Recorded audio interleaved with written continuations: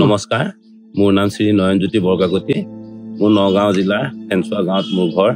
মই এজন প্ৰগতিশীল কৃষক। মই কৃষি কৰ্মৰ লগতে জড়িত। মই অসম চৰকাৰ আৰু ভাৰত চৰকাৰৰ ফালৰ পৰা কৃষি বিভাগৰ যোগেদি কৃষকলৈ অহা সুবিধাবিলাকৰ ভিতৰত যেনেকৈ প্ৰধানমন্ত্ৰী কৃষি সিঞ্চাই যোজনাৰ জৰিয়তে পাৱাৰ পাম্প আৰু ভিলেজ লেভেল ফাৰ্ম মেচিনাৰী বেংকৰ আণ্ডাৰত আমাৰ গোটে এখন ট্ৰেক্টৰ, এটা ধান মৰা মেচিন, ৰোটাভেটৰ আৰু কাল্টিভেটৰ পাবলৈ সক্ষম হৈছোঁ। তাৰোপৰি আমাৰ ইয়াত খেতিৰ বাবে যিবিলাক উন্নত জাতৰ বীজ, সেইবিলাক নগাঁও জিলা কৃষি বিভাগ হওক বা KVK কৃষি বিজ্ঞান কেন্দ্ৰৰ জৰিয়তে এপাৰ্ট স্কিমৰ জৰিয়তে আমি আৰু আমাৰ কৃষকসকলে পাবলৈ উপকৃত হৈছে। নতুন প্ৰজন্মই এতিয়া অসমৰ খেতিপথাৰ 12 মাহেই উৰ্বৰ কৰি ৰাখিব জানে।